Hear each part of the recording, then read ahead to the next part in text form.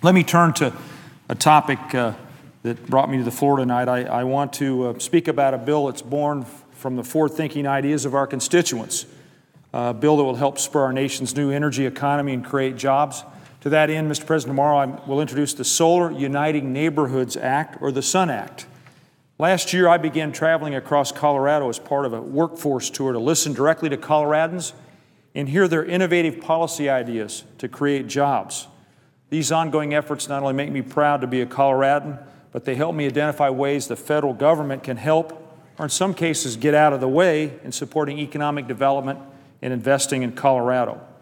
The SUN Act comes from directly visiting with Coloradans, and it's just one of the several job creation proposals developed after I hosted an Energy Jobs Summit last month in Colorado.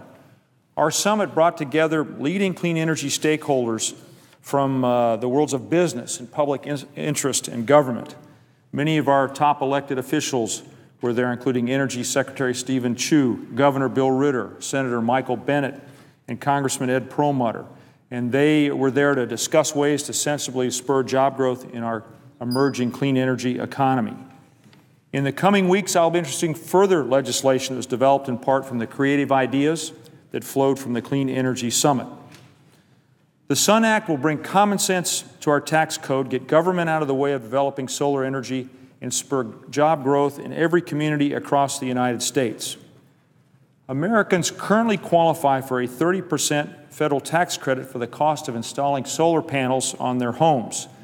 Now, these solar panels are a great way to convert sunlight to electricity, and over time they save American families money on their utility bills. Mr. President, a few years ago I installed panels on my own home to take advantage of the sun, which is very strong in the great state of Colorado. But I've come to understand that this option isn't available for all American families who want to receive their electricity from solar power. Why? Well, there can be difficulties attaching solar panels to your home, which is why more and more neighborhoods and towns are creating so-called community solar projects. In those projects, instead of attaching the panels on every roof on the block, an increasing number of families have decided to place those same solar panels together in one open and unobstructed sunny area near their homes. By grouping these solar panels, you can reduce the cost by 30% compared to installing a panel or set of panels on every roof in the neighborhood. And then moreover, community solar projects streamline maintenance and optimize energy production by avoiding trees, buildings, and other obstructions. Whether used by neighbors living at the end of a cul-de-sac or developed by our rural energy cooperatives, creating these group solar projects to share energy is a great way to lower the cost of, if you will, making electricity through the marvelous technology of photovoltaic units. But Mr. President, there's a problem. Our tax code gets in the way.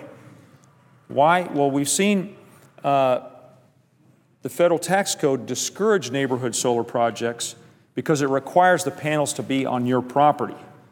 To put it simply, federal law is telling Americans they need to have their solar panels affixed to their roofs instead of being able to partner with their neighbors on a community solar project. So this quite literally discourages innovation and slows the growth of solar power as an alternative energy source.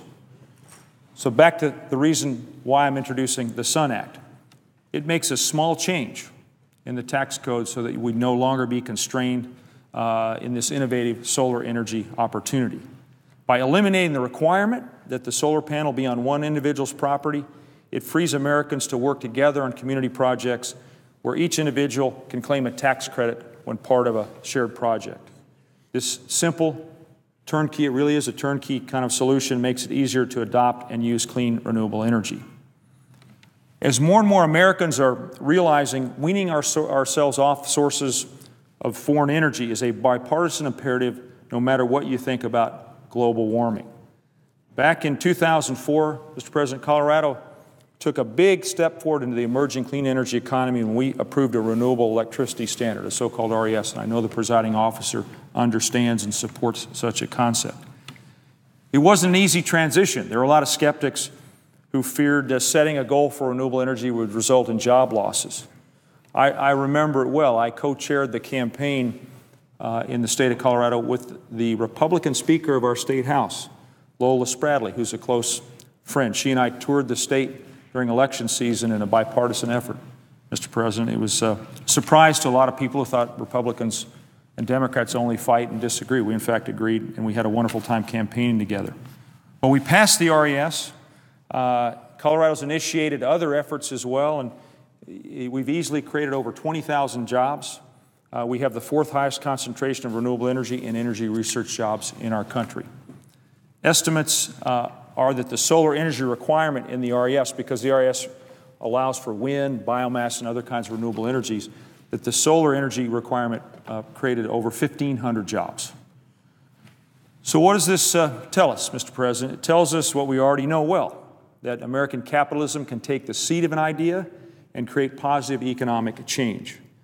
So wherever possible, our federal government should encourage, not hinder, such entrepreneurial ideas and entrepreneurs. Other important issues are at play here as well. As we find our way out of the current recession, we are witness to the emergence of powerful economic competitors abroad. And we have an increasingly dangerous reliance on foreign fossil fuels. So with these factors in mind, for our own economic and national security, Americans must become the world leader in adopting clean energy and creating homegrown jobs. The story must be told that clean energy is one of the greatest economic opportunities of the 21st century. Fortunately, that's a promise that we can meet as the global demand for clean energy is growing by $1 trillion every year. Let me say that again, Mr. President. $1 trillion every year. And what excites me about this bill, like many measures currently being debated here in our chamber, is that it will create jobs for Americans in every neighborhood where these community solar projects are developed. This bill reduces many of the barriers which currently prevent Americans from adopting solar energy, opens up new markets, and creates a simple structure to allow people to utilize clean energy for their home. Mr. President, as I close, I can tell you there's nothing more thrilling than making electricity, which I do in my own home. And then when you need to use it at your home, you use it there, and you can also, when it's not needed, you send it back onto the grid for other Americans and for your neighbors to use. So I urge my colleagues of both parties to join me in supporting this legislation. I thank the presiding officer for his attention, and I yield the floor and note the absence of a quorum.